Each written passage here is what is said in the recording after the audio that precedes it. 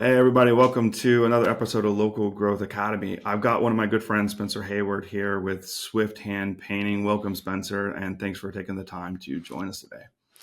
Happy to be on. We're talking all the time offline, and it's finally good to get on an official podcast here. Yeah, for sure, for sure. Yeah, man, I love our chats. We've been buddies online for a while. We've met each other a few times in person, and we tend to talk a lot about like marketing and sales stuff, But what I wanted to pick your brain today on, because I mean, you run a pretty successful company, way more successful than most.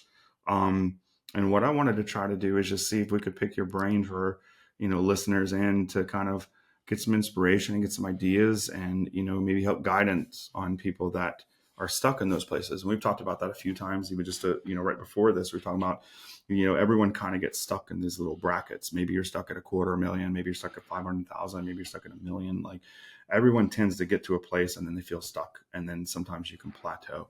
And so like what I was hoping to dive through today with you is to brainstorm on some of these things. Like, what do you have? Like, what can you help people? How can we help people get past those kind of roadblocks? Well, yeah, I mean, there's different problems. One of my good friends, he mentioned that problems. Everyone has the same problems. From 0 to 500, from 500 to 1 million, from 1 million to 3 million, then 3 to 5. After you hit 5 million, apparently, I'm not there yet, but apparently they're always the same problems after 5 million, just on a bigger scale. Yeah. Um, and so, I mean, there's a lot of things that can help you grow and grow your company. I mean, obviously the first thing you need is a CRM, you Yeah. know. 100%. Yeah. Well, you'll be surprised though how many people like we were doing, 500,000 and we were sending all of our bids with a text message. Yeah. We didn't get a CRM till April, I think, like over a year in. Wow. So, Yeah, I had a meeting with somebody like maybe a week or two ago, contacted me about website stuff. And we were trying to chatting about numbers and stuff, and he was doing right at 1 million and had no CRM. And I'm like, really? Like notebook method? It's just so much manual work. yeah, I mean, we were so disorganized when we first started our company. We're like, I've painted, I went and painted for 3 months for a company. I'm excited. But the reality was that 3 months was like part-time because they didn't have enough work because they didn't know how to market. Yeah. And they were just staying busy. But our first 6 months, half a year was like all of our bids were just sent on a text message. It's Three crazy. thousand dollars for You're two still closing them tone. though, so I mean that's kind of cool. Yeah, we were closing because I'm good at sales. That's because you're so lovable, man. Well, the funny thing is, we were so dumb at the beginning that at the beginning, my business partner and I would both go to the appointments. Oh, interesting. We were just like, Tag we teaming gotta, it. we were like, we gotta get this guy a bid. So one person would talk him up, the other one would take measurements and find a price. And it For was those of you listening, and that's a bad idea. The that, customer will almost always feel overwhelmed and pressured. That's not yeah, a not a that's good a idea at all. that's a bad idea. Bad But idea. I'm just that's an example of where we came from. Like sending our bids, after the fact on text messages, like $3,000 for a, two-tone exterior front door trim siding. That's literally the whole thing. And yeah, I mean, the first thing you need is a CRM. It's just like Yeah. that's a big roadblock that a lot of people don't even know about. I think you know, I think CRMs are helpful in like a few ways. Like they organize things, that's a huge component. They also like automate some things that you'll probably forget. Like the human component's big. But then the other thing of that is like the professionalism side. Like what does a client see? You know what I mean? Yeah, And it just looks so much better. Like looks so much better. I can't believe anybody paid for our services when we were first starting. Funny thing is, so we had a lady that her name's Sheila, one of our clients, and we did a job for her when we were just texting out bids, and she came in 3 years later with this $40,000 job. Hey, you guys have Wow. grown so much. I've been recommending you for 3 years. Wow. And it That's was awesome. all, back then, like imagine if we had better branding back then and we had a CRM and they could go and look and find a email from us, you Yeah. know, but like Yeah. that could have happened a lot more often if we had a CRM. It's And still, I think it's still cool that it happens. And like, I think one of the coolest things about like branding, and even if you weren't, with the better logo and branding and everything you have now, even then you still had a brand, right? And probably honesty, integrity, kindness, professionalism. You know what I mean? Like, I yeah. think one of the things I talk about a lot with clients is like branding is not a logo. It's what people say about you when you're not around. It's like Hmm. the private messages that people say and think, and like, and there's so many things that like you can build trust or take away trust. And it's really hard and it's never perfect. You always mess up. You'll always piss somebody off. But like, I think that the easiest way for me, the easiest way to scale a company is to genuinely just want to be a great company. Yeah. It starts there for me. Like if you don't actually want to be a great painter, how the heck do you expect to be a great paint company? You Well, know? it goes back to vision, like if your goal is to make a lot of money, and that's your vision, is to make a lot of money and make it quickly, your company is going to struggle with reputation, and that's what people will see. If your goal is to be the best painting contractor, or for us it's the most trusted painting contractor in Utah. Yeah. um, Definitely not the cheapest, but the most trusted. And that's a huge distinction too, you know? it's not the highest price, it's not the lowest price, it's not the most affordable, it's not even the best quality. It's the most trusted. We're great. We're good quality. We have good quality. We make sure our customers are taken care of, but our goal is to be trusted. Yeah. So One of the things I see, and let me kind of expand on this for a second, and then I'd love you to take it away, because where I see more people get stuck than anywhere else is that $500,000 mark, a half somewhere million. plus or minus it a little bit, right? Because I feel like you can accidentally sell 400, 500, $600,000. Like you can just kind of happen. Say you were doing it on text, right? You can have almost no systems. You can have a small 2 or 3 person crew, and you can do that, right? It's Mhm. not that hard. But I think most people get stuck there. And, you know, I think some of the things I see is vision. But one of the things you just said really stuck with me is like you said, you're not even the highest quality painter. Of all of the clients that we have that are in that bracket, one thing that I always hear resonate truth in that group, that revenue range of my clients and even non-clients that I know that are in there. There's one thing that I always holds true. They believe that they are the best craftsmen and they're unwilling to let that go to anyone else. That is crazy. What do you think about that? Well, first of all, I run a painting company. I don't run. I'm not. I'm a business owner. I'm not a painter. And a lot of people will struggle to realize that they can be both, or that when if they want to scale their company, they need to not be a painter and they need to be a business owner and make decisions. Most clients, our clients are like happy, to where they recommend us to a friend 85% of the time. It's awesome. That that's great when you say that, but then, a craftsman's going to be like, well, all my clients are happy. Well, I'm running a business. I'm trying Yeah. to make money. I'm glad all your customers are happy, but where's your money? How are you trying to scale? Honestly, dude, I don't even know that because I think you said you wanted to be the most trustworthy company, right? And I think that trustworthy is not about the quality of the paint on the wall. It's about saying the things, doing the things that you said you're going to do, the way they said you're going to do them, right? And can people count on you to do that? And I don't think that goes hand in hand with the actual trade. And what I actually see is, and those clients, they typically have lower review rates and lower recommendation rates than even 85%, because they Yeah, might be great craftsmen, but they're not great at like communicating, not great yeah, at like little things like texting the client that you're on the way that day and what you're going to be working on that day, texting them a recap at the end of the day. Hey, here's what we got done today, and yeah. here's what we're going to work on tomorrow. That's tiny, and it takes 5 minutes. But how much trust does that earn with that person? And I know, like you do that kind of stuff. You guys communicate really, really well with your client. But I Hmm. think the clients care way more about that than the paint on the wall. Yeah. I mean, I have, yeah, I know quite a few contractors that are like, yeah, like I'll just wait for the leads to come in, then I'll go and bid it, and I'll get them a bid in a couple days if I feel like it, and then if they decide that they want to do the job, then they send the bid, and then they're I'll schedule you in April. Like when our jobs, like when we get a deposit, we get the job signed, we get the deposit, we reach out the same day or the next day every time, so they're Yep. not waiting, and then they get calls every single week until we do the job. We want to know that they know that we are aware of them and we're here for them, and if they have any questions, they know for us, because you'll get we call them hugs. A lot of companies, Jason Phillips does it as well. A lot of companies, they see a big drop off in client satisfaction where they sign, and then we have a lot of jobs that were scheduled in April, in November. That's 6 months. That's That's a six long months. time to keep people happy.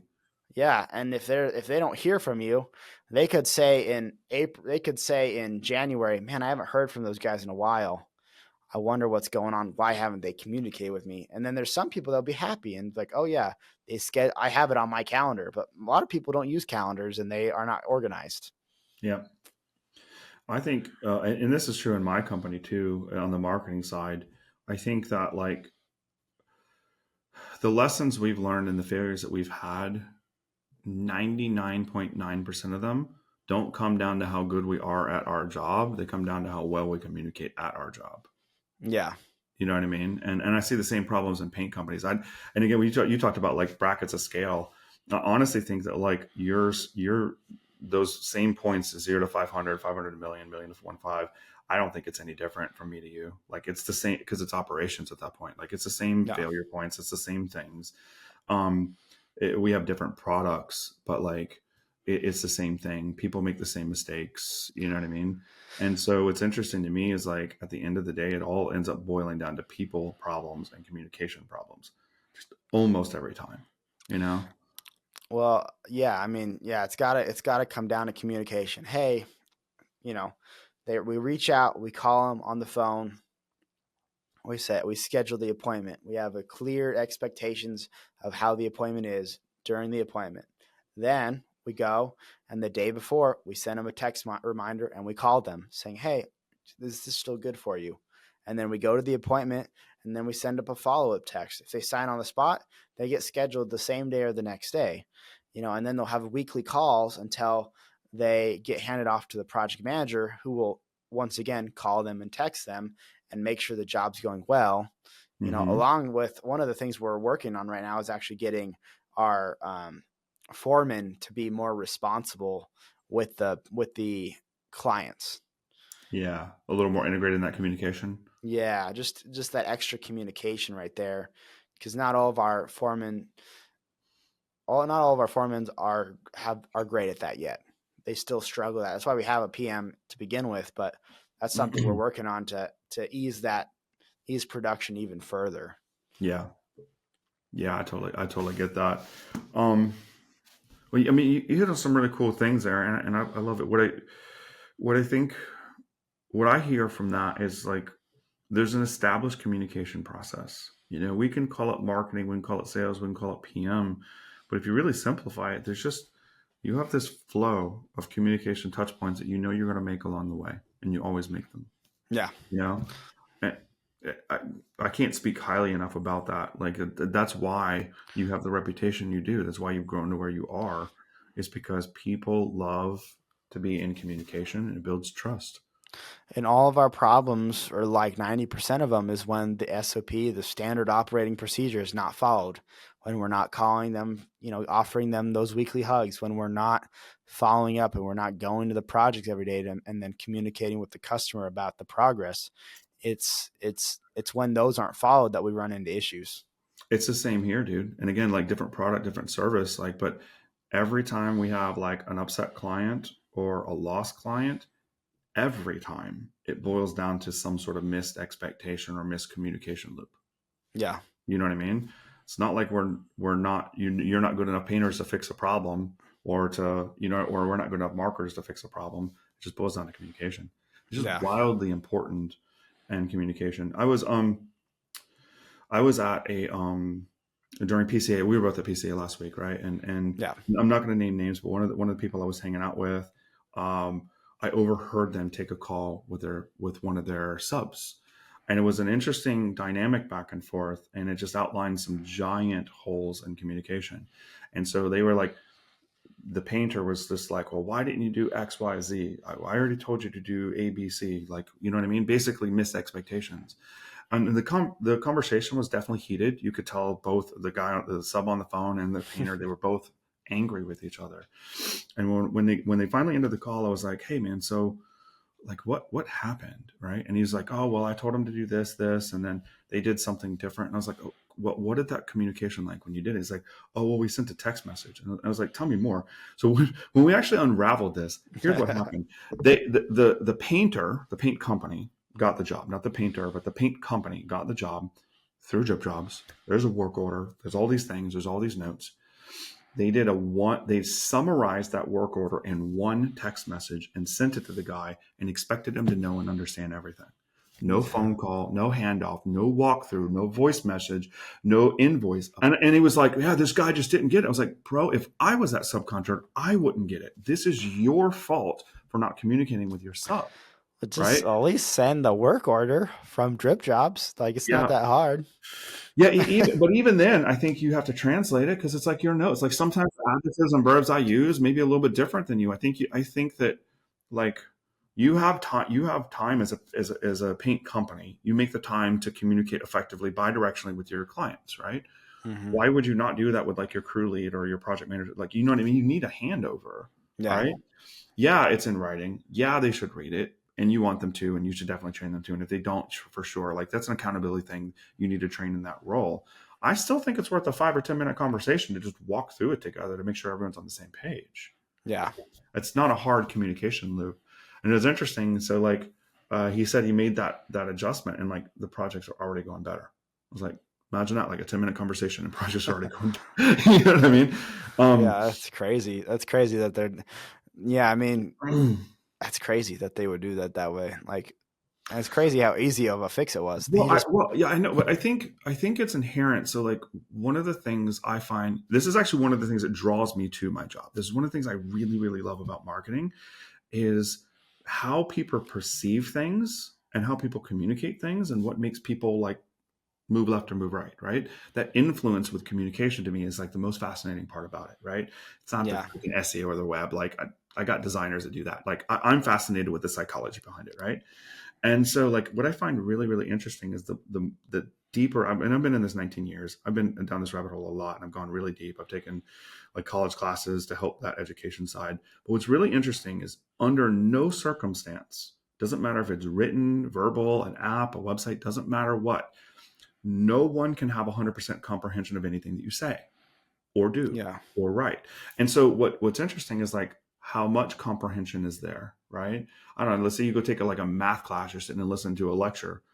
Best case scenario, you're walking with like maybe 40% of what that lecture was. You know what I mean? You Best can case take scenario. you can take notes and study the book and do homework and you have greater retention. But what you can remember after listening to like a 1 hour lecture and recite and retain, best case 40%, probably 20 to 25. And there's data to show that, right? But the same thing is here. Like I could, Neil deGrasse Tyson, right? Mm-hmm. So I follow him on Instagram and all that stuff. So he had this really interesting video that illustrates this point. And so he was talking about how one time he got called in to be a juror, right? So he's sitting on like a jury. He's not actually selected yet. He's just on the selection committee. It's like, oh, a bunch of people, right? And apparently there was like a crime. I don't remember what kind of crime, but there was one eyewitness. No video footage, no fingerprints, one eyewitness. And so it was asked to the jury if they would convict based on that person's eyewitness testimony.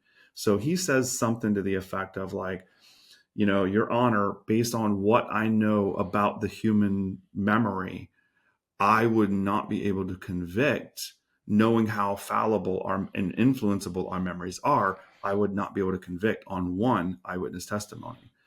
And then the jury repeats back, said, would anybody else on the jury need to hear 2 or more eyewitness testimonies to convict? And he repeats back, Your Honor, just a few seconds, you already took what I said and turned it into something else. And that is the whole entire point. You know what I mean? Yeah. Within 2 seconds, she repeats back something that's different. We all always did this back in like in kindergarten. You had that telephone game. You know what I mean? You Hmm. line people up, you tell them one thing, and it's just fascinating to me. You can have a line of like 10 people and say one thing, and by the time it gets to the other end, it's completely different. Yeah.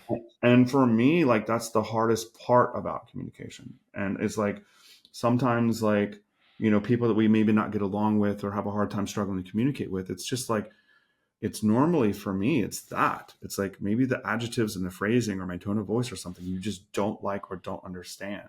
And like there's some parts of that are innate that are I can't find ways around, right?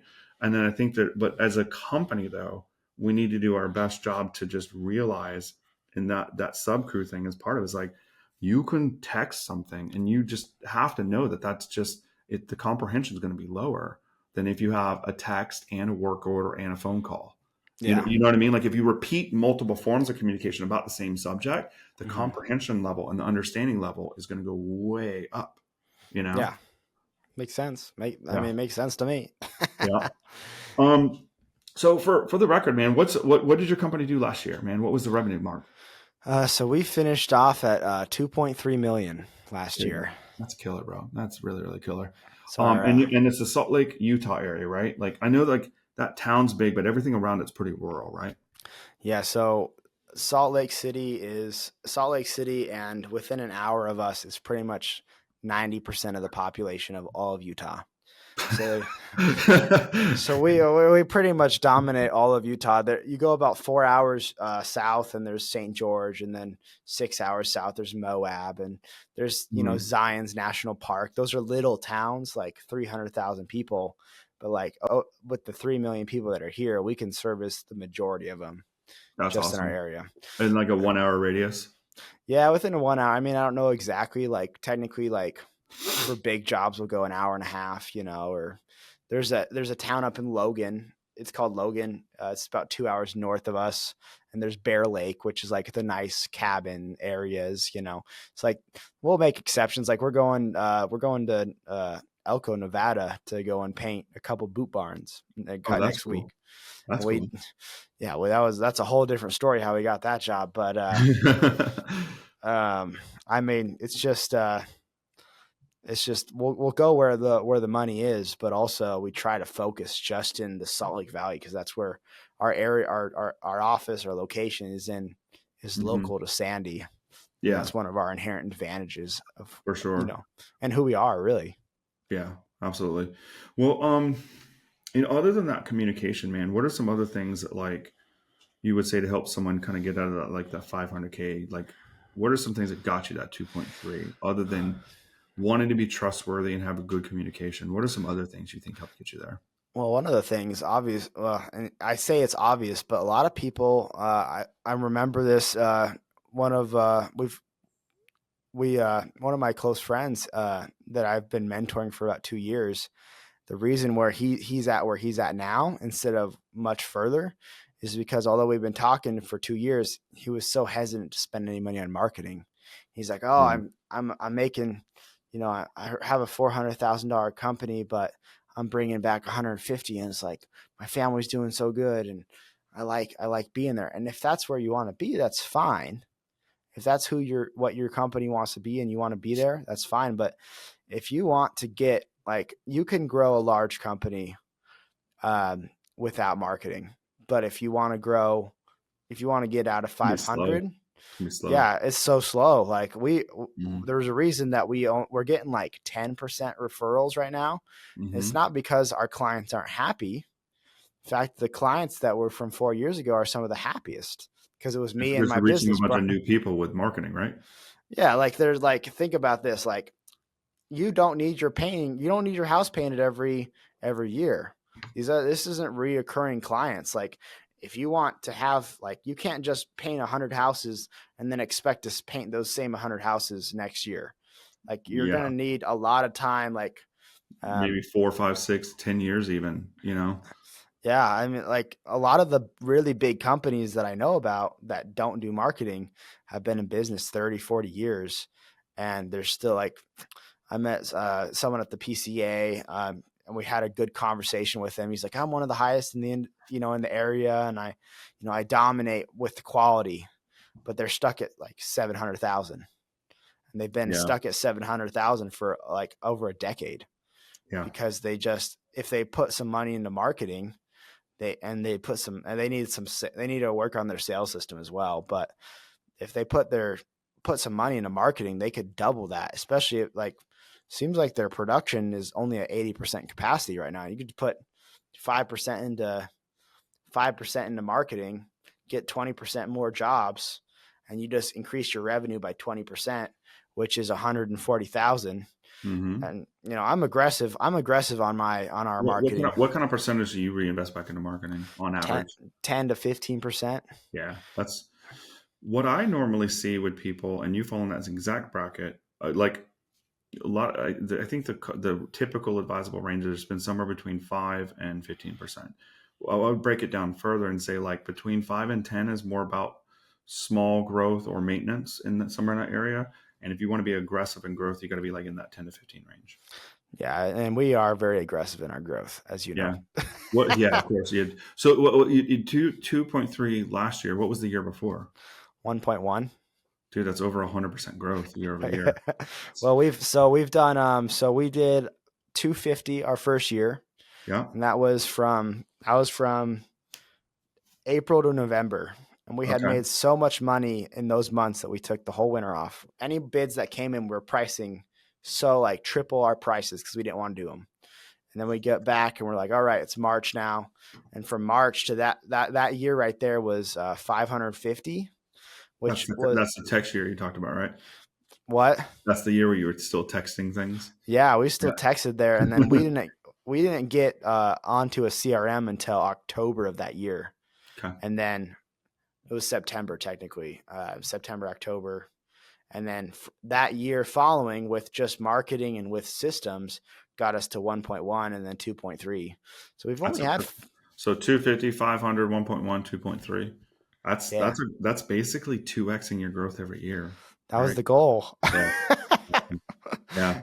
That's aggressive growth. Now, I mean, I think, like it's going to be harder to 2x a company that's 50 million to take it to 100 million. Like there's going to be a point where 2xing is going to be really difficult.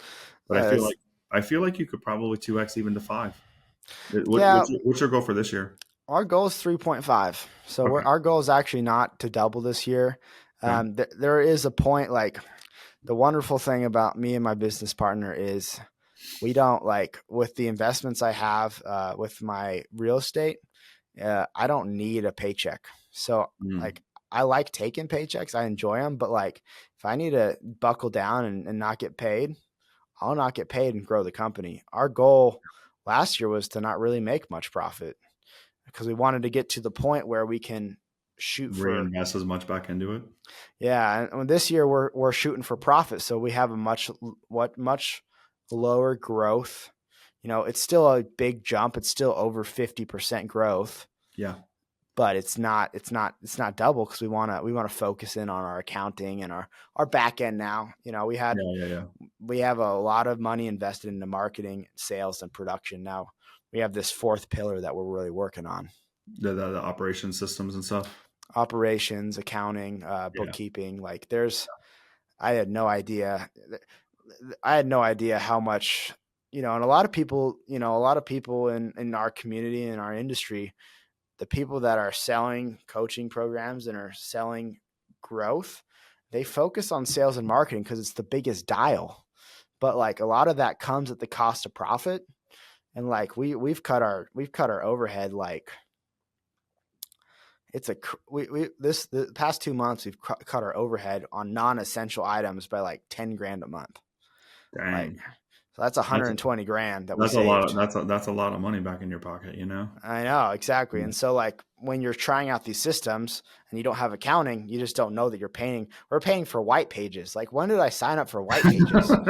Like, yeah, I doubt that generated you enough money to be worth it. It was only $6 a month.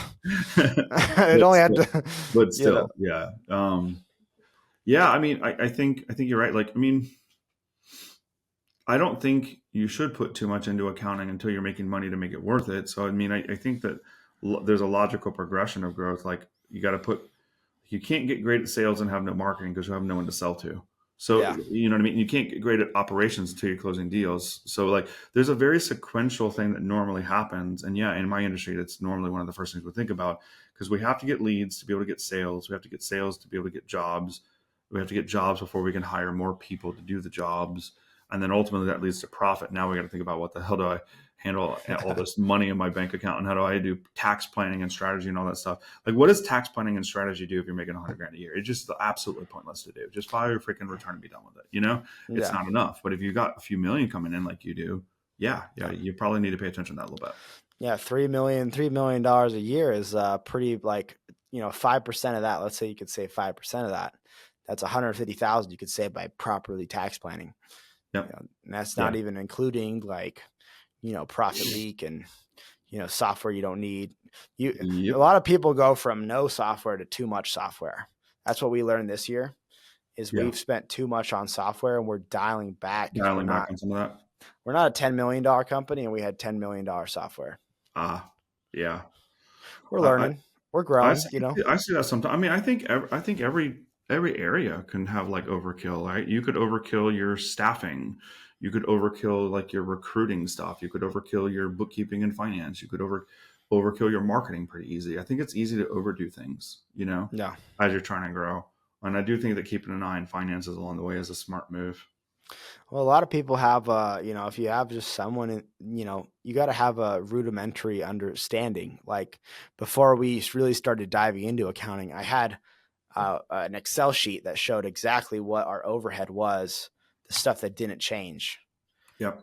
The fixed cost stuff. the fixed cost stuff, and then I put on there, in an effort to try to be an accountant without knowing how to be an accountant, I started putting sales commissions on there, and I started putting production and all of our salaries. So I knew some stuff, but like, that didn't give an accounting of what we were actually spending. I was Yeah. like, we're probably spending 1,000 on gas. Well, in January we spent $2,000. So Yeah. that's $1,000 that we misappropriated those funds on, Yep. you know. I think you hit a good point there. I think it's pretty. I think it's a requirement to scale your company that you have some rudimentary knowledge of that, though. Yeah. You know how many times I talk to people, they don't even know what COGS is, like cost of goods Yeah. sold. Yeah. Yes. And you're like, wait a second. How many people don't know the difference between gross profit and net profit? Like, I'm not a CPA by any stretch of the imagination, but I understand basic bookkeeping. I understand some basic tax stuff. I couldn't save you money on taxes or anything, but I understand some basics of it. Understand some basics of what are legal and non-legal write-offs, right? I Yeah. know when I can swipe my work card for a meal and when I have to swipe my personal card. I know the difference, right? Yeah. And there is a fundamental difference, and you can get a lot of trouble for doing that wrong, especially if you do it a lot, right? Yeah, I know you can't mix funds from personal to work. Like, that's really taboo, and like can get you in a bunch of trouble. So like some of those basics, and what is COGS, and especially for a contractor of any kind, like what is the cost to actually do that damn paint job? Yeah. Like, You got to know that number. well, it's funny. One of our first mentors here in Salt Lake, we did our second job for them. It was, we were subcontractors for this painting company, and they were adding 10-20% to their jobs and then subbing them to us. Now, that was Ooh, great for us, yeah, that's great for but you. That's not nearly enough money for them. what's the point? What's the point of subbing them to us? Like I was like, so you're making 10% with the connection, I guess, but then 3 years later, we do another bid for the same contractor, and because they knew we were subcontractors, they called us and we did their job for them. Yep. We Yep. didn't actively seek out that job. It's just, we just did it for them. Yeah, for sure. Um, I don't even. I've sometimes you see in like the contractor groups, I see that question a lot. Like, how much should your subs get paid? And like, I mean, there's different models, production rate calculations versus COGS calculations. Like, there's a few different ways, but bro, if you're only making 10, 15, 20% on it, there's just no way that's going to be remotely viable. you know? The headache on it, the headache of having to work with that. The first job we did for him, he had to put a lien on their property to get him to pay. I'm Yeah, like, the man, lien probably cost them the same amount just filing the I lien. was like, you just lost all of your profit there, Uh-uh. Not that we didn't learn a lot from them. We saw them do their first. We saw them do an exterior in a day. We just thought that was so crazy that they did a whole entire exterior in a day. I'm sure they made money on that one, on their exterior. We did the Sounds like interior. what to do in new construction. You know, that's pretty Yeah. quick. Yeah. Well, our teams can do exteriors in a day now. Like it just helps with production. You can, but that's besides the point. That's a production question. Like Yeah. the fact that we saw someone do a whole entire exterior in a day and probably got paid as much as it took us to do a week long job inside. Like we're like, wow, that's crazy. Yeah. It's Yeah. insane to us. Well, I mean, like Ron Adams over at Paint Tigers, like he only does exteriors for that exact reason. Like the profit Yeah. margin next year is just better, you know? I mean, he can charge more and there's less hassle. You Hmm. don't have to. People in their home all day, they're looking at their walls all day, especially if you're working from home. Your Hmm. exterior, you got a minimum. Your cutting line, if you even got one, is like a minimum of 10 feet in the air, and it's far away, and sometimes up to 40 feet. Yeah. Like it. No one's gonna be getting on the roof and figuring that out. No, no one is. Yeah. So, I mean, yeah, exteriors are definitely easier to do and higher profit margins. But then, like I got a client up in north of DC, a strip, like it's kind of beachfront strip in like I think it's New Hampshire area, like just a little bit north of DC, where a lot of politicians have vacation homes. And these Yeah, are like really big homes, man, like really big. And yeah, it was like when we were bringing him on, we were talking stuff, and like almost all of his jobs are interiors. And I was like, cool. So, and he's like, yeah, but everything's like European fine finishes. I'm like, oh, wait a second. He's like, his average interior job is like $60,000 to $80,000. You know, that's crazy. But those are they're asking for perfection there. yeah, they are. And so, and he's like, I was like, well, what's the timeline? I was like, normally a month. I'm like, oh my God, man, that's just like so much time to spend in one job. But it's also like just the expectation of the people there too. So like, how do you fight that? You're not going to get them to buy like Home Depot paint or even Sherwin-Williams paint. Those people want Yeah, like this premium stuff, this Gucci stuff because their neighbor told them so, and it's what's popular and yeah, expensive, and that's what they have to have too, right? And so yeah. like you're almost like if you're in that area, you're almost mandated to do that kind of process because that's just what everyone wants. So It's it's yeah, I don't know how you can speed that up because those paints just take a long time to work with and they're really particular and stuff. I mean, Um, is it worth it? Is it worth speeding up? Because you could have. Does it make more sense to have four crews all doing $80,000 jobs and they take a month, or does it make more sense to bring in 16 guys and then do one job in a week? Just the and quality. I don't know if this is right or wrong, but what this particular client does is they do 2 to 3 man crews that stay on one property for about a month, Yeah, right? Really small crews. yeah. And they basically go like a couple walls at a time and on through the house. They don't just like take the whole house on at once. It's more efficient, man. Two to Yeah, three. Our we find that our most efficient and our most profitable crews are two people. really, more than 3 or 4. Yeah. Once you get Really? three, well, because here's the thing, if you get a painter and a helper, that's profitable. You got two, and there's some variability there, but like two people are just more efficient than three generally. And it's not, you can have three, but once you get to four, it becomes far less profitable. Interesting. So I don't know Because if you know, I think we've talked about this, but I used to paint like eons ago, right? I yeah, painted in the 90s and I stopped painting in 2000 when I joined the Air Force. So like I painted all through the 90s. It's completely different now. Same basic stuff. There's ladders, there's rollers, there's paintbrushes, there's sprayers and all stuff. But I was actively painting, running a family painting business at the time, co-running a family painting business. And we had 3 to 4 man crews almost exclusively. And I think it might have just been operationally what we were doing is like, a spray, a back roller, and a prepper was yeah, really, really common. You know what I mean? One guy that's always like just adding to prep stuff, taking prep stuff away, cleaning brushes, cycling. So that runner, you never had to the 2 people that were always running around actually painting, they never had to stop painting. So the one person was more like a gopher. They were yeah, obviously the lowest paid person on the crew. But without that person, you're taking your higher paid painters and making them stop for no damn reason. yeah. Well, So and that's the difference right there is most of them, I think over half the painting companies don't backroll anymore. Really interesting. Well, that'll do it. Yeah, if we weren't backrolling, you have a sprayer and the other guy, and you're I mean, done. we never back roll ceilings, and we never back roll trim. And I don't think I would. I wouldn't backroll trim or ceilings either. I'm just talking about mostly exterior. oh, on exteriors, yeah, we don't back roll exteriors. We found no need Interesting. for it. No Interesting. need for it. We found that the quality is better when we don't. As long as you got a good sprayer, it's easier with stucco. It's easier with trim. You get a more consistent finish. Yeah. Well, I mean, again, this is 25 years ago, so like, what do I know? I I don't just know. know. Yeah, I I don't don't know know. if it was right or wrong. I just know that's what we did, and that's why we had 3-man crews. But that makes sense if you're not backrolling at all. Yeah, 2-man crew seems like yeah. Because what's the other person going to do? Yeah, it's just and what most people do is they both go in and prep, and then one person starts spraying while the person starts prepping the rest of the house. Yeah. It's Yeah. like, and there's a we kind of focus on prep too at our company. So a lot of the stuff that a helper could do probably needs to be done. Like there's a little bit more supervision there, and just the way that our company pays painters. You need some. Our teams need to have someone that makes most of the money, and then they need to hire a helper pretty much. And Yeah. so in order to make sure that they are profiting as well, they need to have smaller crews.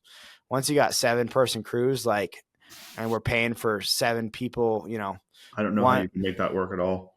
exactly, like there's just, and then their overhead starts to increase. We work with subs and W2s, so Yeah. for subs, like once you have, you know, with 2-person crew, you can have a workers comp waiver, and you can have one person on workers comp, and you can pay them less, and you can take from their labor, you can take some of the profit, and you can make good money. But Yeah. And when you get big crews, you can't do that. yeah, because then you got 6 people on workers comp, and you got having a ton of people just makes it less efficient. I like when you get over four I mean, do you people, guys ever do commercial like bigger jobs? And would you have larger crews for that kind of stuff, like the larger projects? we can like we have some commercial teams that can do that. Um, You're focused mostly on residential, though, right? yeah, we do mostly residential. We have quite a few commercial jobs that we do, but in comparison to residential, we're doing like one. Like we had 2 commercial bids today out of 7. Okay, So so yeah, pretty small numbers. yeah, I mean, most people don't do. A lot of these small companies don't do 7 in a week, So there's a difference there, but we're not doing. We really focus on the commercial repaints. Mm. We don't like to do new construction. Yeah, new construction is a totally different thing, and you're normally dealing with GCs and all that kind of fun stuff too. Yeah, I don't want to do that. Yeah, I don't blame you. So, 2.3 million goal for next year is 3.5. And we talked a bit about marketing and I agree with you. Like, I don't think people spend enough on marketing. If you want to grow, you have to be more aggressive. Take an extra 10, 20,000, 30,000, something off of what you're paying yourself, put it back in the company so you can build a bigger company later. And we talked a lot about communication. What else do you think other than that, like, helped you get to 2.3 like so quickly, 2xing your company every year? Having the right people in the right spots definitely helps. They talk, in traction and EOS, they talk about, having when we've hired the right people for the right spots, that has helped us dramatically. And when we've hired the wrong people for the wrong spot or the wrong people for the right spot, we've done all three. Yeah. Um, it's really hurt our company. Yeah. And so really being able to, hire the right person and then realizing quicker. One of the biggest things at our company is waiting way too long to let someone go, whether they be a single father that relies on you for income, but isn't doing their job right and cannot manage their personal time and their professional time, always having issues, or whether you just don't need a marketing director, because you're a $2 million company, not a $5 million company or a $10 million company. Yeah. Like there's just, that's an example of a spot where we don't have a spot for that, but we hired it. Yeah.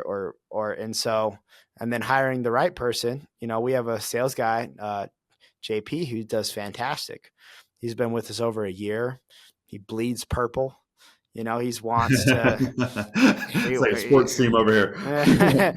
we like purple at our company, and he I wants get to, like, that. this is his last company that he will work at until he retires. He's planning on being with us over a decade.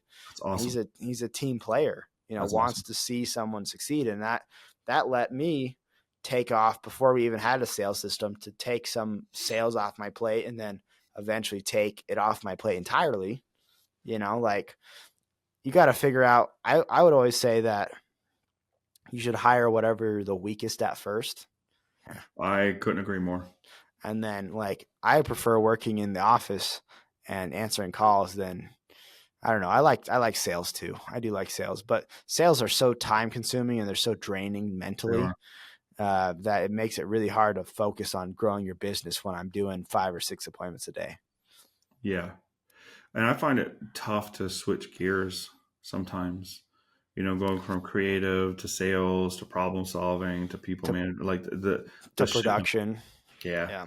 And I think unless you got like a $10 million up company where you actually have department heads, like, leaders leading leaders kind of thing.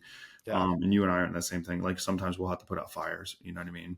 Yeah. And that shifting of roles to me is one of the most exhausting things about being a CEO. But what's interesting is I think, going back to that like company that's like at 500,000, like I can't tell you, like when you're like two, three, four, five times that like $500,000 mark, it is just infinitely easier to run that company than it is. Like I think a $200,000 to $500,000 company is one of the hardest sized companies to run in the world.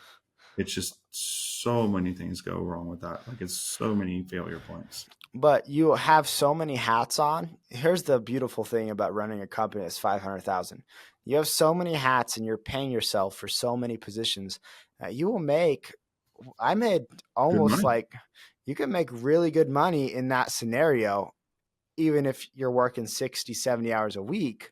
You're Hmm. making really good money. You're making maybe the same amount of money as a lawyer or someone else that's really highly paid because you're a highly paid person that does 7 jobs. Yeah. And so, I mean, a lot of people are like, well, I don't want to grow. I like, even if it's self-consciously or subconsciously, they want to make sure that they're like, oh, well, if I hire a salesperson, I'll lose 7% or Yeah. I've heard six that concern percent. before. That is true. You will not make as much money. We at 3.5 million, $3.5 million. Let's see, 1, 2, 3 times 7%. Let's say that I could probably hustle and sell that much, if I really wanted to and I focused on nothing but sales. That's $245,000 that I give to my sales guys that Hmm. I will to this year. Yep. And that's, yeah, that is like my salespeople are the highest paid people on my team.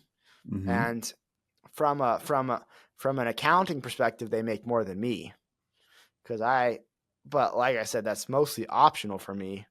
And I'm the only one that has multiple homes. Yeah. It's Well, like, but also like there's a difference between like paycheck taken home versus equity built in a brand that you're building too. yeah, You know what I mean? Like I don't think you're trying to sell your company, but there is value in it if you ever got it to a point you wanted to, right? yeah, And that's value that the salesperson is not going to have. And so for me, like I remember like backing up like 15 years ago, I had that same kind of mindset. I had a smaller company and I focused on what my take home pay was kind of above all else. And yeah, that forced me to stay put because I was in that same thing. Well, dude, if I hire this other marketer, if I hire this salesperson, then I don't get that portion of the money. But now I'm wearing the 7 hats and I can't get out of it. I was in that, like Jason Phillips talks about the contractor freedom, right? You're in this. I don't think it's more than contract freedom. I think it's just small business jail. You know what I mean? Like in order to break out of that, you have to break out of doing too many things, right? yeah, And yeah, you probably will pay yourself less before you'll pay yourself more. Because if you just like $500,000, $1 million company, you hire a salesperson, you'll make less if you don't also grow. Like I don't yeah. want to hire another person on my team and not grow. You know what I mean? That doesn't make sense to me, right? The idea for me would be to hire someone on the team and then grow to make it worth it. Yeah.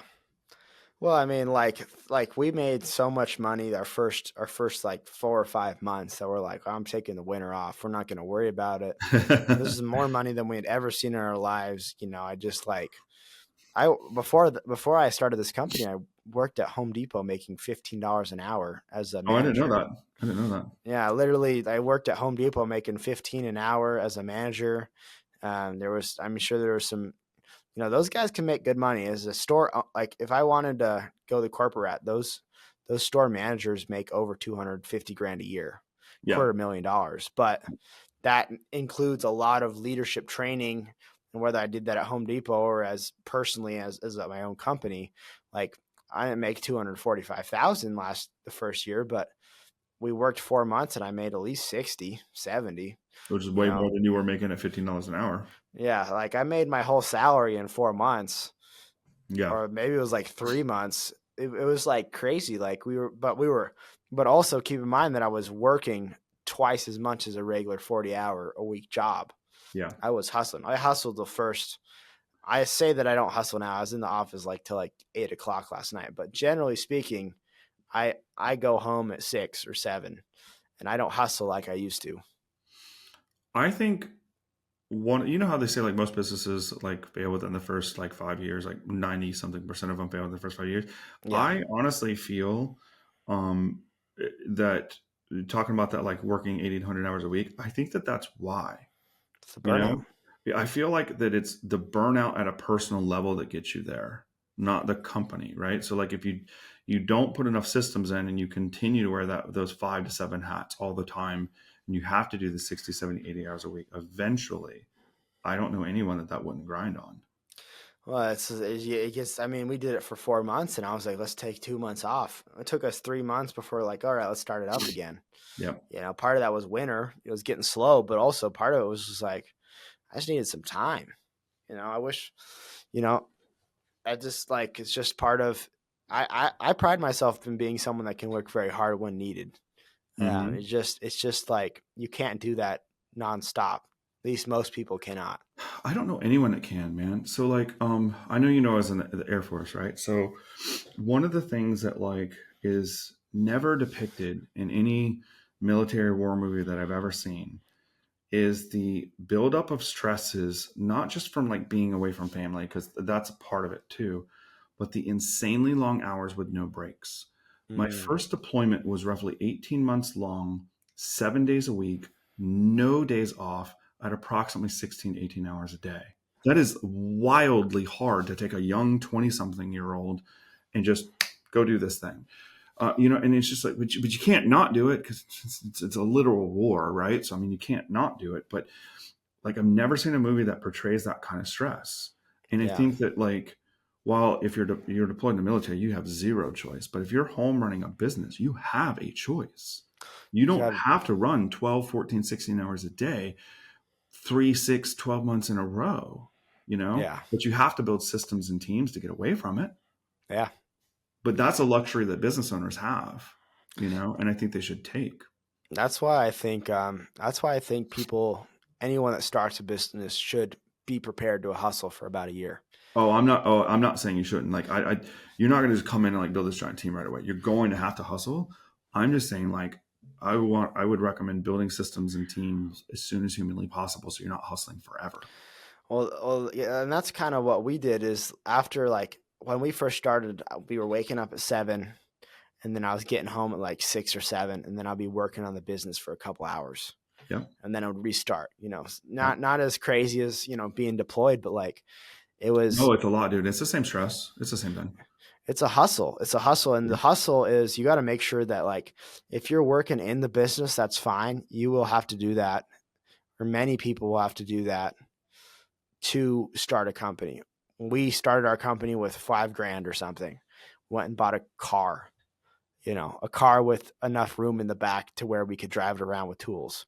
Like, it's not we went ahead and we stayed at my cheap, 2-bedroom apartment that my roommate and I had at the time my roommate and my girlfriend lived there. I had in order to pay for my apartment, I had a roommate and my wife, now my wife, living there as well in this super tiny. Anyway, long story short is we had to hustle because we wanted to work we were working in the business. We were painting But you also got to because work on it too.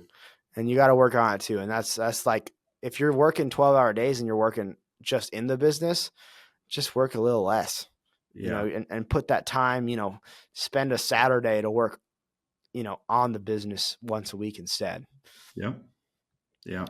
I couldn't agree more. I mean, anytime for my business, like I'm really strict with like my team time, my client time, like for that stuff at where I'm at, I'm effectively 9 to 5 with a few exceptions here or there. There's something really burning down. I'll take an after hours call or something. Yeah. But for the most part, it's like 9 to 5, Monday to Friday, right? If I'm pulling overtime, it's because I'm trying to make something better. I'm trying to make a new system. I'm trying to hire a new person. I got a new idea. I want to test a new theory. Like, you know what I mean? It's development time. And Yeah. I'm passionate about that. And I don't mind. I'll sit around, maybe with Netflix on in the background. I'll be like doing something like, and I'll put a few hours Yeah. in here. Like that to me is fun. Like that Yeah. doesn't even feel like overtime to me.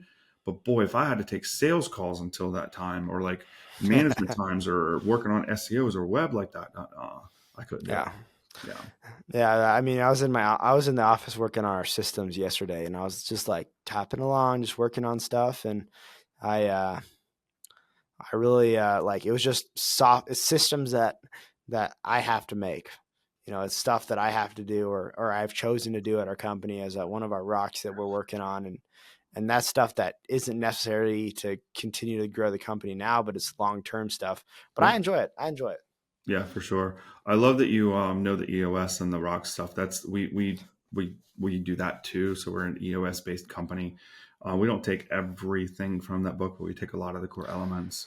We run our quarter meetings, our annual meetings according to that. We structure our teams according to that. We literally have in our ClickUp task space, there's a task list called Quarter Rocks. It's just that's our quarter. You know what I mean? Yeah. And honestly, for me being the CEO, I spend probably almost every time I'm in that task system, I'm almost always in that quarter rocks board. That's like, because that's the thing as a CEO I should be spending time on. Yeah. Um, It's not needed for a company that's 500,000 though. I think you need maybe a vision, and you need a Agreed. vision and maybe core values so that you can hire based off of those. But like, other than that, like, you need to be the visionary and the implementer until you get to a certain level. I might argue that I think you could maybe take like a super lighter version of the EOS, and maybe like as a smaller business owner, you take here, let's one objective I'm going to solve in this quarter. Like, I don't know, maybe Yeah. making my hiring process better, or maybe implementing a CRM. You know what I mean? Like, I think you could still do it even if you're not like all the way bought into the EOS model. Like, 'cause if you're in that small business, you can't implement things in a day or two. Like, how long does it take a small business to actually implement drip jobs effectively? It's not Well, happening in a couple days, you know?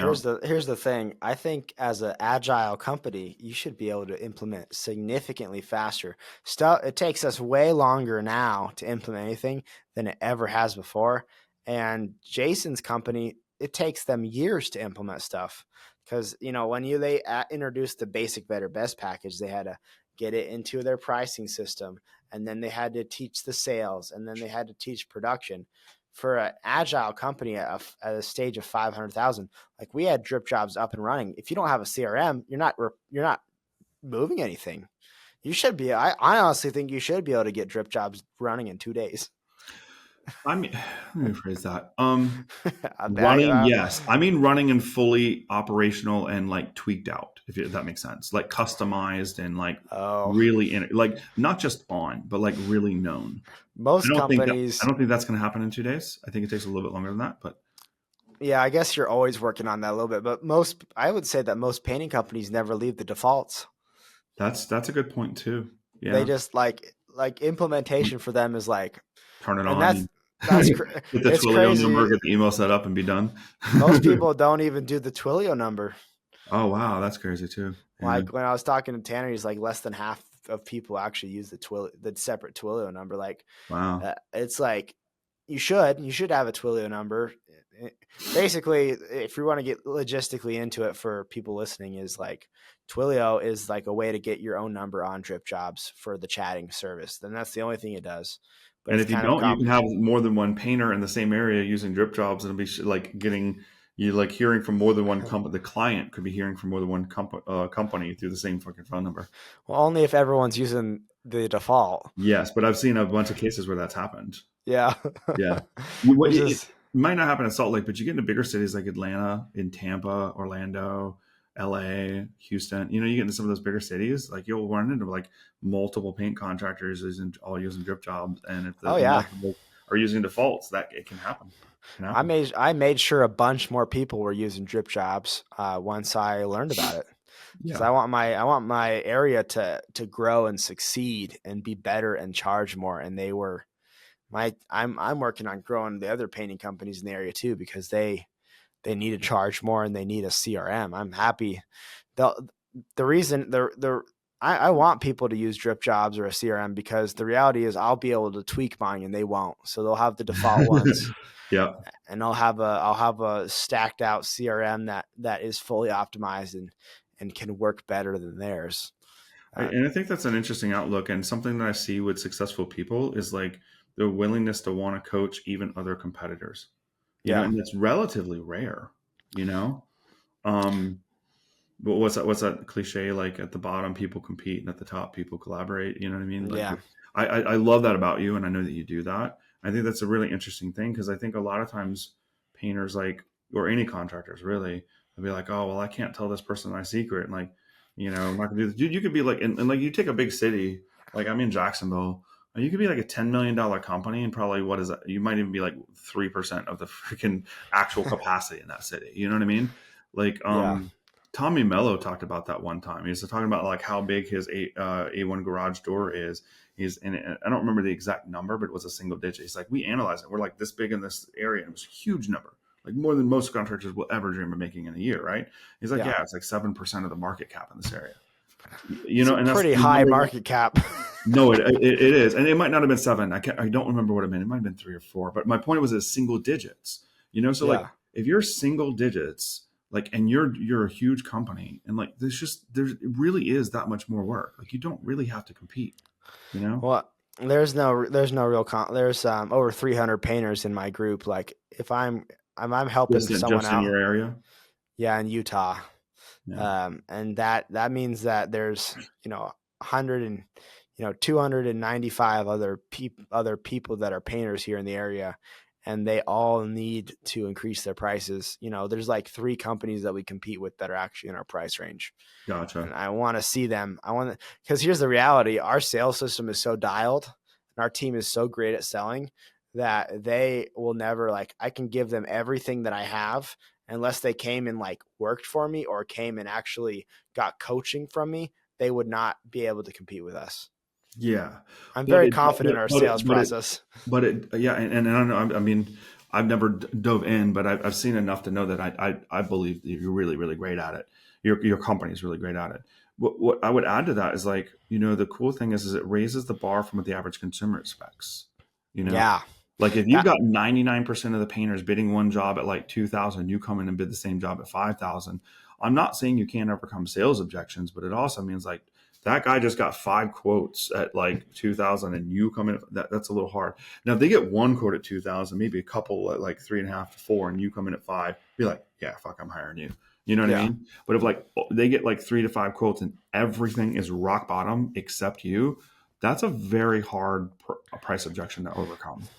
Yeah, I mean, the idea is that they don't get any other bids because we're so good at it. But yeah, no, you're right. Like the reason, like Midway Painting Company is a company that's like an hour away from here, but we bid against them occasionally. And I have the guy that actually works in this area. He always tells us when we're competing against each other, so we can see what our numbers compared at. And Hmm. I love bidding against Midway because of our sales system and because their price is the same or Oh, that's sometimes awesome. more. So And now so, you're basically coming in there with like a better process, better customer service, better sales cycle. like for example, like, and we'll always like, you have to be on the bleeding edge because people will copy you. And so, like 2 years ago, we were the only people with a color consultant, and now we have, Everyone has that now. yeah, CertaPro has copied us and offers it. And like CertaPro is using it in our area because we were advertising it and we were using it, and they were losing out on jobs because of us. That's And funny. they, like not every company, but a lot of them are using them to advertise. And you got to be the best at marketing. You got to be we can't be complacent. We have to continue to evolve and continue to work on our sales process. And the reality is, if we're working on our sales process 5 days a week, no one's going to be able to compete with us because they won't have the No, fast time. forward 2 years, like how many days is that? You know what I mean? Like it's really hard to beat. Yeah. Really, really hard to beat. And I think I love that too, because like you work on the sales processes and the systems and all those things. Because at the end of the day, bro, there's only so many evolutions of paint, the actual paint product that are going to happen. Yeah, the paint product gets better over time, but it's pretty small incrementally. You know, Yeah. you back up to a paint that's maybe 20 years old from what today, it's not a giant significant difference, right?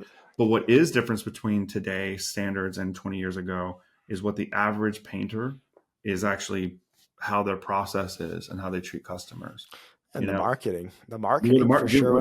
when I grew up in like when in the 90s to 2000, like, okay, so I'm old enough where like I remember when YouTube was invented. Like I was doing marketing before Google Ads was a thing, right? Like Google Ads wasn't even there yet, right? So I remember Yeah. using Google when advertising wasn't even part of Google.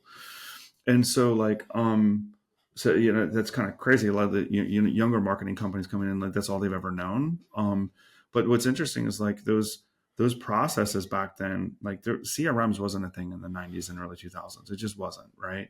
And Yeah. if it was only at like Fortune 500 companies. Like there was no common CRMs that you could buy. Definitely nothing like drip jobs you can get for $150 a month, right? Marketing online was just barely coming into play. So you back up, like paint's not really that much better, but what customers expect, right? That quality of customer service is wildly different, you know? Yeah. And so if you're not on the bleeding edge, to your point, like making your processes, communication, sales process, market, all that stuff, if you're not making that part better, you are being left in the dust, Yeah. by people just like you. Yeah. Well, I was listening to a podcast a couple weeks ago about painting, and they're like, we over the next decade we will see the small painting companies go out of business, and there will only be companies like us and medium-sized painting companies around. And maybe there's I think it's The smaller ones will either go away or be subs. because yeah, like there's it's a reckoning. There's a professionalization that's already happened in Yep. plumbing and electrical that is happening in this industry, Yep. and we're seeing that. And I don't, man, it's not even just painting. It's not even just plumbing. So like, I'll give you a little quick story. So a few months ago, our dryer broke, right? Yeah, Just broke down. It's like, well, we put something in and it wouldn't even spin. It didn't turn on, didn't do anything. It was like some error code. This is one of those modern ones, got an electric thing. And I'm not doing that like that. That's not what I'm doing. So I had some Zoom meetings coming up. So I asked my wife to take that. And so she tells me this story later, like a few hours later. And she was like, she was really frustrated, right? She's like, you got to hear this story. I was like, tell me what happened. So she goes to Google, types in like dryer repair near me, right? Very yeah, first thing is what? It's an LSA ad, right? So it's a local service ad. Calls a number, and that costs that company like $50. The company yeah, doesn't answer. She leaves a voicemail. What does she do? She goes back, clicks the next person, another LSA. So she goes back through like LSA, regular Google ad, a few maps, a few websites. It takes her 13 companies before someone answers the damn phone. 13. And here's the crazy part. The other 12, one of those 12 companies that were missed, and she left a voicemail for every one of them. One of the 12 called back. That person called back 6 days later. The other 11 did not call back at all. Oh God. So the 13th company, guess how that was greeted? I really don't even know how they were ranked so low on Google, like why they were that low. But boy, it was professional. So called me like, hey, welcome to ABC Appliance Repair. Please hold for a second while we connect you with the next representative. Super great experience, right? And of course, this is relayed for my wife. Then it gets to a person that's very friendly on the phone. They take the information, ask for the model number of the thing. Okay, cool. I've got a tech in the area. They can actually be to your house in like 4 hours. Does that work for you? Hell yeah, right? So schedule that person, comes in. That guy gives me an outlandish price. I want to say it was like $500 for like, the guy was there for like 10 minutes. I did not give a crap, right? I paid it happily. It did not question. I didn't ask for a second quote. Why? Because of the customer service. They were the only ones that answered the phone. They scheduled me right away. They were super professional. They showed up on time. The guy was in a uniform. He knew what he was talking about. He fixed my problem immediately, was kind and professional to talk to. Like, Yeah, dude, that's the bar. That's and the bar. you need a washer. And you yeah, know? and I needed to wash my freaking clothes. Oh, I actually had to dry them. It was the washer was fine, and so I had to like wet clothes that were going to get like moldy and stinky if I didn't put them in the dry.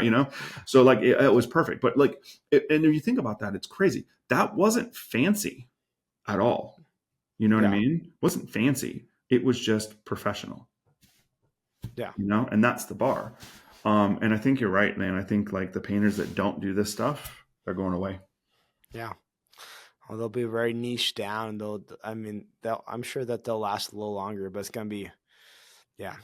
We'll I see don't think how it's it going to happen goes. all at once, but I agree with that point. Like we're going to see a fade out of those tinier companies, and the medium to bigger companies are going to take over a lot more market share. Yeah. It's going to be Yeah. really hard to compete. Or maybe it could just be, it's going to be those smaller companies. It's harder for them to give that customer service without having a team behind you. If you're a painter that also has to answer the phones and you're trying to answer the phone, you're not going to be able to do it on the ladder.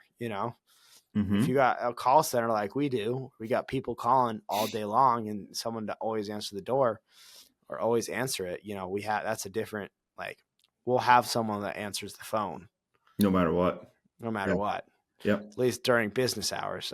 We're still working on the after hours stuff. Yeah. Yeah. AI is kind of coming in that front too. I'm not quite there yet. I've tried a few things, but I think it's getting close to where like I think like AI phone reps is going to be a thing that can like help customers with that or help clients with that. I've thought Um, about it. I just haven't found a company that really makes like I know Smith I AI. don't actually recommend it yet. I'm just saying I've tried it enough and it's getting close enough where like you can see it on the horizon. Like maybe another 6 months, year and a half, 2 years, like it's going to be a thing. It's Right got to be now, cheaper than an employee, though. That's my biggest 100%. Like problem. well, the solutions that are out there, man, there's a few of them that are priced between $100 $200 a month for a 24/7 AI phone rep. It actually answers the phone. I'm like, That dude, is that's crazy. Like, you know how much more it costs to actually call to hire humans to do that function? that's Um, true. yeah, but they sound like robots though. You know what I mean? And they're not good enough yet. Not good But I enough yet. do believe in how fast AI is picking up. I think it's gonna be a thing. And I think at some point it'll be really hard to tell the difference between whether you're talking to a robot or not. I think that's gonna be on the horizon. That's gonna be super fun and interesting. I don't know how I feel about that. I have mixed feelings about AI. I love it and hate it at the same time. Yeah, it can be great and bad. Did you hear about that? Like, what's the Chinese AI? I forget the name of it. Like, it's like the Chat GPT competition, but it's from China. I'm forgetting the name of it. Deep something. Um, Deep Slate or deep. yeah, I know what you're something. talking about. Yeah, Yeah, but yeah. that's So, mostly coding, though, right? well, but it also does logic and solves problems too. But like they found like some really big interesting security holes in it. Like I saw an article from like the Times, I believe, or Washington Post, something like that, and they found some security issues, and independent companies found some security issues where they're leaking data. But also very interesting is like if you ask it something about like the Chinese government or Tiananmen Square or anything like that, it just shuts down and says, "I don't have an answer for that. I can't answer it." So it's like, okay, so the crazy thing is, and I don't know if that's happening here or not, but like you get into like nuance, like what happens if you ask, and I haven't done this, I don't know, and I'm not trying to go down a political rant, but what happens if you ask ChatGPT to compare something like, Biden and Trump? Is it going to be Yeah, biased or is it not? And if it's biased, does that affect people? You know what I yeah, mean? And that's like a more philosophical thing that we've been chatting about so far. But those are my concerns with AI, right? It's like cool from like being able to spit out content, maybe do some research. We use a lot for research. Like yeah. I can say, hey, I want you to tell me all the zip codes in Utah, tell me the top income areas, and I want you to prioritize zip codes from an advertising perspective. It'll give me all this data in like 5 seconds. Great. That's Yeah. fantastic. I like that. I have a hard time with the generated content though, because there's someone programmed that, right? It's not, and like, what do we do with machine biases? You know what I mean? I And tell there you, is definitely bias on ChatGPT. Now, Twitter is supposed to have less bias, but yeah, but even that's not good. No, I don't think it's possible to be completely unbiased, even from a machine. Because you think about like people, we have like imply like conscious and subconscious biases, right? Like yeah, that's a thing, right? Um, we have things that we do that we don't realize are biased. And we have biases of things that we actively believe and think. Um, and like a machine doesn't have that, but it's still programmed by somebody that had that, you know? mm, And so, but even more so, even if the coding was perfectly neutral, ChatGPT does what? It scans web pages and content and learns things. It What learns, if it yeah. reads an article about some racist movement, and like, what is it going to? The actual way that article may have been written can then cause it to have different outcomes. Well, it was that Twitter bot before Twitter was bought, purchased by Musk. by Elon, yeah, and for it became, or maybe it was a Microsoft. I think it was a Microsoft bot, and they had it on for 2 or 3 days, and it started becoming super racist I before they know, had to shut it but down. it's not. But that's not the program. That's the content it's engaging with that happens to also have biases. You Yeah, know. well, people were. I think people are training the bot to be racist, but I mean, it Well, was maybe, and I'm saying that's not, I'm not saying, but I'm just saying like it could go both ways. Like maybe the bot was neutral and it encountered racist content. Maybe it was trained racist. I don't know, but yeah, I know what you're talking about, and it's crazy. And I think yeah, that's one of the interesting things about AI is like, we're gonna get to a point where we start. People already trust random Google searches, right? We're gonna get to a yeah, point where we trust AI more than our friends, and like, at what point is that potentially problematic when the programmer's biases or other content it's assuming and reading and learning from has biases? What are its outcome biases, right? yeah. That's interesting. It's interesting. We'll see where it It's goes. it's a philosophical dilemma here, and there's not really any good examples. I mean, Mm-mm. but AI is gonna take over. It's gonna give the opportunity to give a lot of people new jobs because their Right. It's going jobs to are take away going. some jobs, but it's going to give some new jobs at the same time. And Yeah, I and think that like we're embracing it and we're using it a lot. We're adding AI tools left and right. Um, but I just think like for us personally, it's just personal morals here. Like I just want to make sure that we're doing it really, really ethically, doing everything yeah, that we can to have checks and balances and make sure that the way that we're using it is ethically for both our team and our clients. Um, and perceived outcomes and like all that kind of stuff, everything you would consider. But it's going to come across people that don't use it ethically, intentionally don't use it ethically, and it's going to, yeah, it'll. I would foresee that there's going to be AI that helps people commit crimes, and AI that like it's like, it's all potentially possible. You know what I mean? yeah. So, That's true. Yeah, I mean, if what is it, like Rule 34? Like if there's a if there's a movie about it or a book about it, there's a porn about it. Like it's the same. It's the same thing, man. It's like if there's a way to use it good, there's a way to use it bad. uh, for sure, man. And we're going to see like iRobot coming to life. You know what I mean? I know. That's coming. That's I coming hope Will soon, Smith man. is still our savior. You know what I mean? Yeah, yeah. Oh man. Oh, dude. Well, hey, man. I'm gonna wrap up now, man. I really enjoy like every time we get a chance to talk, man. I love you, brother, as a person, as a leader, as a experimenter. I love the way that you share with everybody, myself included. Thanks so much for being a part of this, and I hope to do it again. As we wrap up, do you have any like anything you want to say to everybody? Anybody like the way to get a hold of you? Anything like that? Yeah, I mean, yeah, appreciate your time, Micah. If anyone does want to reach out to me, I'm most active on Facebook, so you can just type my name in. And I own a painting company. I think I'm in my wedding suit. Yeah. You just look for the purple. Yeah, look for the purple on the wedding, the wedding attire, and you can always message me on there. I'm typically pretty active, and yeah, that's where you'll get a hold of me because it's on both of my phones. Awesome, brother. Well, hey, man, I appreciate it. Thanks so much for the time today, man. Love all the thoughts, and goodbye, everybody. Hey, if you found this video helpful, please like and subscribe. If you're looking for help growing your contracting business, I invite you to join my free community. In there, we go live with amazing trainings, share resources and downloads, plus you get free help from me and from peers. That link is down below to join, and we'll see you in the next video.